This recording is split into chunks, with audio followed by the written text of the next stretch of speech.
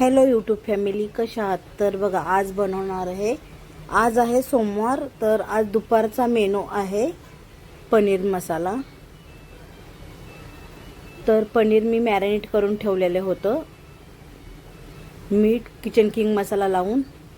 आणि वाटण्यासाठी घेतलेला आहे मी लसूण, अद्रक, 3 मिरच्या घेतलेल्या आहेत, 2 टोमॅटो, 1 कांदा घेतलेला आहे भाजण्यासाठी, थोडंसं घेतलेलं आहेत काजू. तर मसाला आता आपण छान तेलावरती भाजून घेऊया. काजू, टमाटर, कांदा, मिरची, अद्रक, लसूण. तर मसाला छान भाजून झालेला आहे आपला. आता हा मसाला वाटून घेऊया.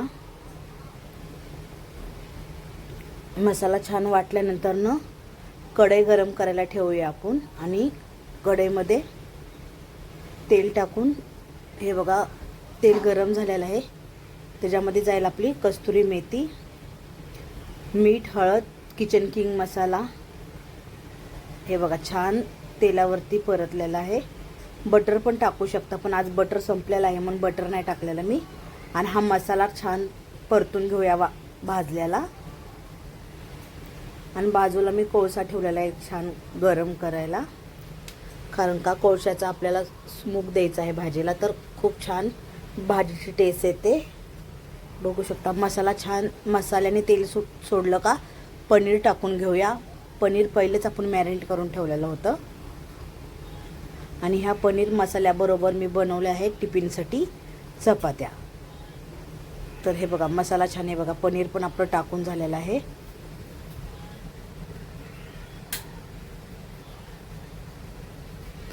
पनीर छान परतून घेऊया. हा सोमवारचा दुपारचा 2:30 ते 2:45 वाजलेले आहेत. तर हा दुपारचा जेवणाचा मेनू आहे टिफिनचा. बघू शकता हे छान, बघा पनीरनं आपल्या तेल सोडलेलं आहे. थोडंसं 1 कप फक्त आपल्याला आता पाणी टाकायचं आहे त्याच्यामध्ये.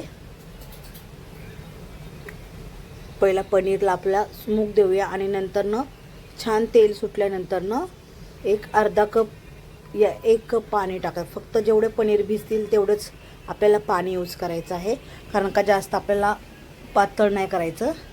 हे बघू शकता.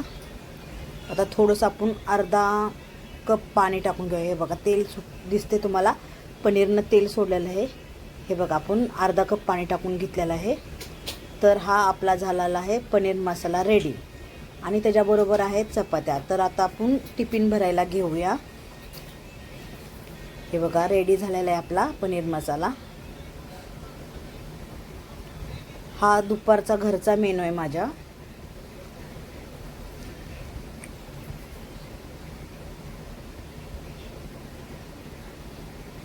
ते बघा पनीर झालेलं आहे आपलं रेडी. तर टिफिन भरायला घेऊया आपण.